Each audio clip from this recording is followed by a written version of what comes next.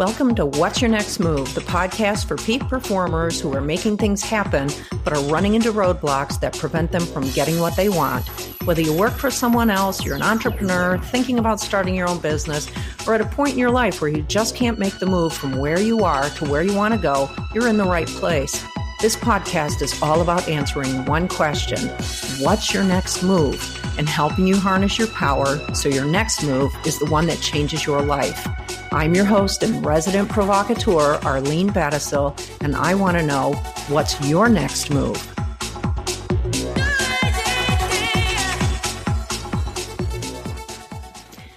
Hey everybody, I'm Arlene Battishill, and I am your host and resident provocateur, and I want to welcome you today. We're going to talk about the disease of delay. And I actually coined that phrase some time ago when I was working with a very, very large group of entrepreneurs. I had actually put a lot of people, there were probably 60 people, into a private Facebook group where they all paid to come into this group with me. And I spent a lot of time working with them in that group to help them get to the point where the ideas that they had for launching a new business, or they were transitioning from one thing into something else, where they would actually be able to come to market with what they were trying to do. And when they all came into this group, they were all in various stages of development on what they were trying to do, or various stages of transitioning out of one thing into something else.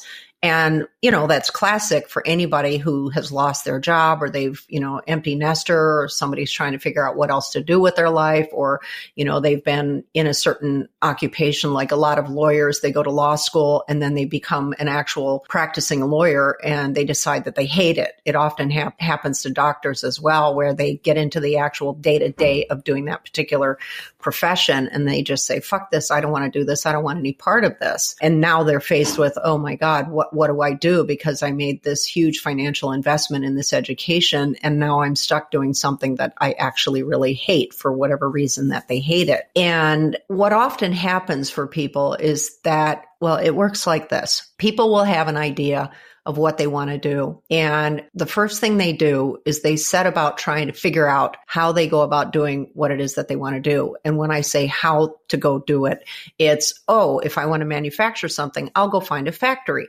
If I want to create an online training program, I'll just go ahead and create all of the video modules that make up this training program. It doesn't actually matter what it is that they've set about doing. It's they always feel more in control if they're doing something that is about creating this thing and making it happen. And what often happens is that they get so caught up in the creation of this stuff where they feel they have some control that they never bother to do the proper homework to ensure that there's a place for them to take this product, meaning into the market, and that there's a demand for it. And what they'll do is they will spend a tremendous amount of time dicking around with whatever idea it is that they've come up with, and they never actually launch, because they're trying to make the thing perfect.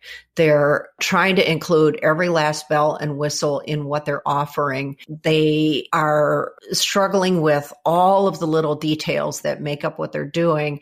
They will not trust what they've done, and then they'll start over and do it all over again. They do all kinds of things in response to their fear that results from coming to a point where you actually have to launch, and they don't, and they get stuck. And what I see happen more often than not is that they will start buying things, and they will spend a ton of money trying to learn how to do something instead of hiring other people to do it who are expert. They'll spend all this money trying to learn how to do things. They'll buy zillions of dollars worth of online training programs that keep them away from their first revenue event. They are busy learning, but they're not launching.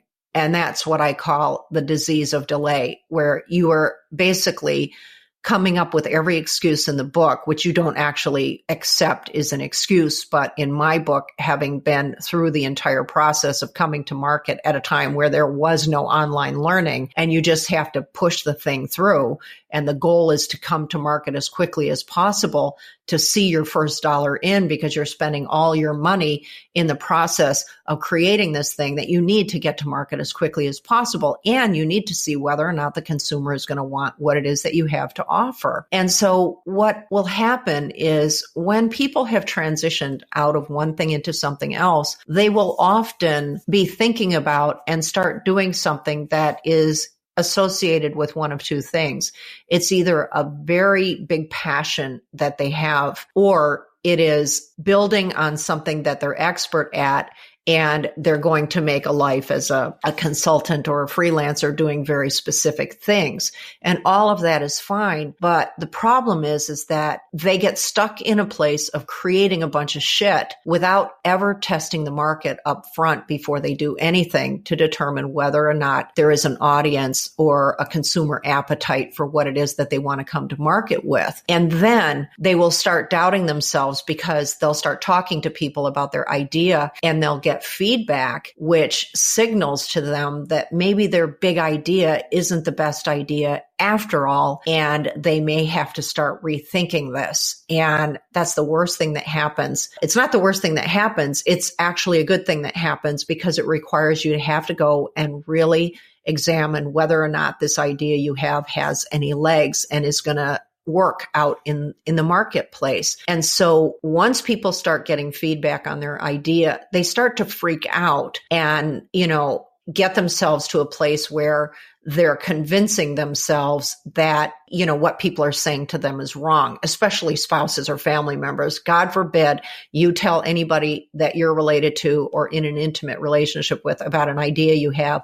And if they say anything that is like playing devil's advocate or even ask you a question about it, oh my God, they become enemy number one. Because now they're not being supportive of you, and you've never supported me in the past. And, this is such bullshit. I have this idea and I'm struggling in my life. And, I should be able to go off and do whatever. I mean, people totally freak out when they start getting feedback on their ideas, instead of understanding that, having as many eyeballs or ears available to you to listen to your idea actually helps you prove whether or not this thing is going to work. And so they will invest a tremendous amount of time trying to convince themselves and everybody else around them that, yes, this in fact can work. And they become so afraid about the possibility that it might not work that they never actually launch. Or what they do is they go forward and the whole thing bombs. And then now they're so humiliated that they have to face all those people who just were asking questions in the first place, that now they're humiliated and they're like a dog with a tail between their legs. And now what are they going to do? Because they acted like an asshole in the first place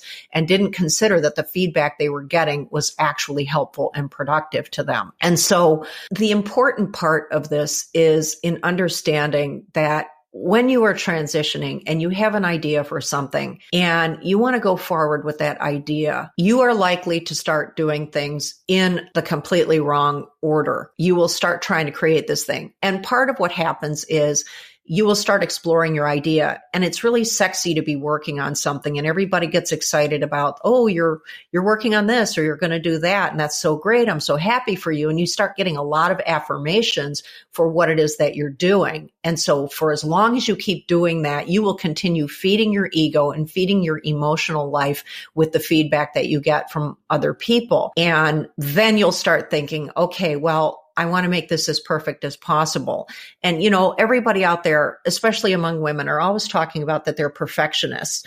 Well, you know what? That's such bullshit, because why do you proclaim yourself a perfectionist? Why isn't it just who you are? Why do you have to declare that you're a perfectionist? What you're doing is actually making an excuse for why you're not moving forward. And it's really convenient for everyone to say, well, I'm a perfectionist and it's got to be a certain way. Fuck that. If you don't come to market with your product, or you don't develop your idea into something that can be sold, you've got nothing but a bunch of ideas about yourself being a fucking perfectionist. And what does that do for you? So you need to get that shit out of your language or your lexicon and start thinking about, well, yeah, of course I'm a perfectionist. Why would I be, what, are you going to be an imperfectionist or, strive to do things less than perfect? I mean, of course we want things to be perfect, but at some point you have to pull the trigger and launch. And if you're going to sit there and try and perfect every last thing, especially if you are coming into something that you don't know a lot about, you are never going to launch. And you will continue suffering the disease of delay because you think somehow if you do one more thing on this thing, that it will then guarantee your future. And that's exactly what's happening for people when they suffer from the disease of delay, is that they are trying to guarantee, they are trying to ensure, they are trying to safeguard against a possible failure. And as a result, they never actually launch. And that's why so many people have great ideas. They start something and they don't follow through. They start something and they can't get the job done. They start something and then they walk away and then they start something else because they can't close the deal because they're too afraid. And this is where I've talked in the past about the difference between being confident and having conviction. Because if you truly had conviction about when you are transitioning from one point in your life to another and you're going to do something else, if you do not have complete conviction about what that thing is that you're going to do, you're fucked. You will suffer the disease of delay. In my case, when I started my company, I knew that the clock was ticking and I knew what's my next move. That was driving everything that I did because time is money.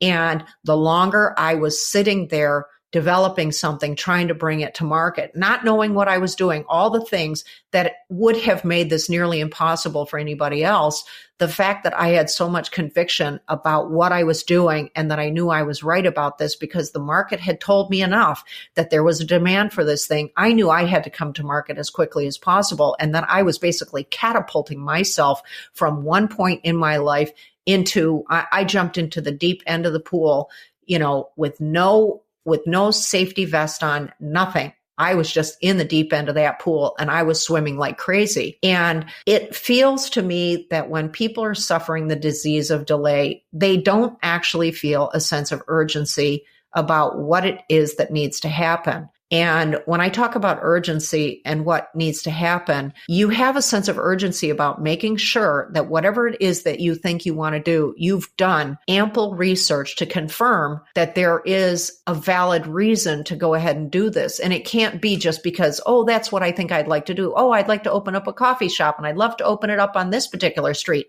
Well, did you stop to consider that there are 4 fucking coffee shops in the same block on that street that you want to open up? And you're thinking, oh, but my coffee is going to be so much better. Oh, well, I, took a trip to Indonesia and I got the greatest beans, whatever. And oh, I've got this fantastic, espresso machine and it's going to be so different. It's like, no, you're going to fucking lose your money before you even open the doors because you're being so stupid about this thing. And your urgency has to be about, okay, I need to see whether or not this idea I have has any legs. Will it float? And if you spend all your time, once you have transitioned from one place to another and you are now moving forward with whatever it is you've decided to do, if you spend all your time trying to convince yourself that this thing is going to work and that this floats, you're going to be fucked. There's no two ways about it because you will have not accounted for all of the things that could completely derail you and bankrupt you. And that happens to people all the time because they don't listen and they do things in the wrong order. And so what you must do with a sense of urgency, which is about saying, look, I have to get that next dollar in sooner rather than later. And what is the easiest and fastest path for me to do that? Well, you have to do your homework first. You're figuring out, okay, does this thing work? And if you have an idea that you think is going to work for something that you are going to go from one point in your life to another, and now this is going to become your life in this moment right now, what your job is to actually prove that the idea won't work. Not prove that it will, you prove that it won't.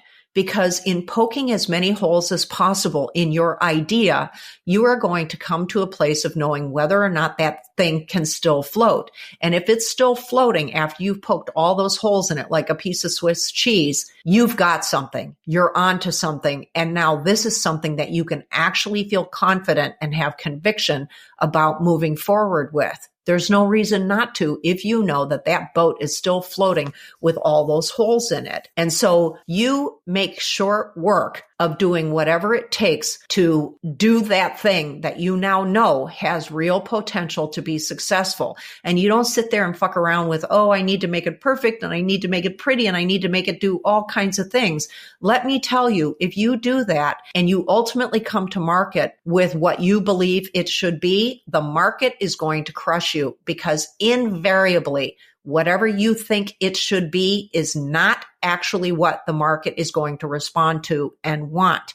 And I had that experience. And fortunately, it happened to me in a way where somebody did me a big, huge favor and told me before I came to market with a product that hasn't seen the light of day. They told me, Arlene, this product will not work for this particular consumer for the following reason. And it was something that I had never, ever even considered. I didn't even have the experience to consider what this person said to me. When she said it to me, I instantly understood what she was talking about. And had I come to market with that product without paying attention to that one person giving that feedback to me, I would have lost all of my money. And I would have been left with tens of thousands of pieces of inventory that I couldn't even give away because there wasn't a market for it. There was a market for an aspect of it, but that aspect needed to be included in a different product, which is what I ultimately did. And so you learn from having an idea and talking to people about what it is that you're trying to do, want to do, and you get them. What you want is for people to poke holes in it, not support that, oh, this is really great. You're going to make $1 million and it's so wonderful. And,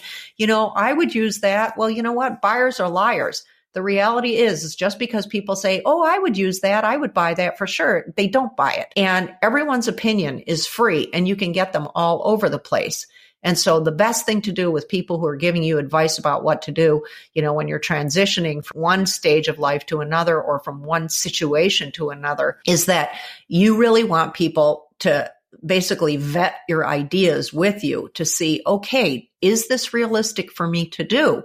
And then if it is, like I said, you make short work of it. You want to be able to get that product out there as quickly as possible. And I can guarantee you what will happen is when you go forward with that, whatever it is that you're transitioning into, you do not want to invest a lot of time and money developing that thing to the nth degree, because what will happen is that the market is going to tell you what they like about it and what they don't. And there may be improvements that the market would like to see in that product, where when I launched a very specific type of clothing in 2014, that piece of clothing, that particular garment, as being sold out in the market today, it's probably on its 5th generation in the last 4 years, or mostly 3 years. It's on its 5th generation because as people were buying the product, they were discovering there were some things missing. And for me, I didn't know whether or not those things were going to be important. So why should I spend the time and money developing something with all these extra features? Because then there's no incentive for the people to come back and buy anything else from me because I've given them everything up front. You don't want to do that. You want to give them something that is serviceable, that meets their needs right now. And if they could have something else added to it, you do it as the next version. And now all of a sudden you've got people coming back to buy more things from you. And so I wasn't about to spend all of my time trying to figure out how to make the perfect thing. I spent my time figuring out, okay, how do I get this thing out there as quickly as possible? Because I need to see my first dollar. And so as you are thinking about where you are today and what you want to be doing, this transition that you're experiencing today and what you want to be doing, and I'm assuming that what you want to be doing has to do with something that is going to generate an income for you. I mean, that's usually what these transitions are about. It's you're going from one thing where you were making money to another thing where you were making money. And either you were happy or not in the other thing, and you'll be either happy or not in this new thing. But ultimately, you are looking at doing something else in your life that is associated with how you are going to support yourself.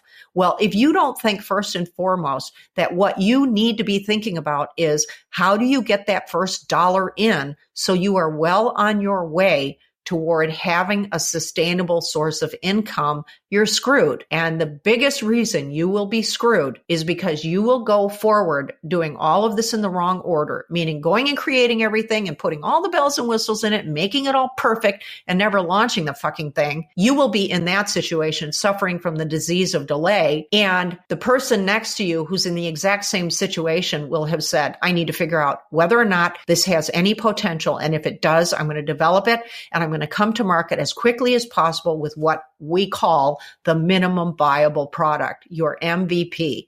And it doesn't matter what it is that you're thinking about doing going forward. What is your minimum viable product or service or whatever else it is that you're wanting to do?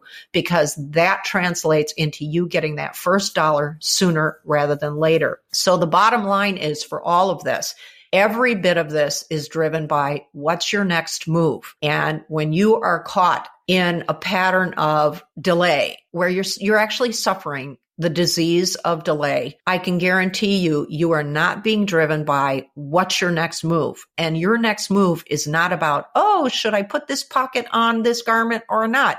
Your next move is, how do I make this idea turn into money for me so I now have the life that I want to have because I'm able to support myself with whatever it is that I've decided I'm going to do. So as I always say, what's your next move in the situation you're in right now? I'm Arlene Battishill, and thanks so much for listening. I'll be back with another episode. Welcome to What's Your Next Move, the podcast for peak performers who are making things happen but are running into roadblocks that prevent them from getting what they want. Whether you work for someone else, you're an entrepreneur, thinking about starting your own business, or at a point in your life where you just can't make the move from where you are to where you want to go, you're in the right place. This podcast is all about answering one question: what's your next move? And helping you harness your power so your next move is the one that changes your life. I'm your host and resident provocateur, Arlene Battishill, and I want to know, what's your next move?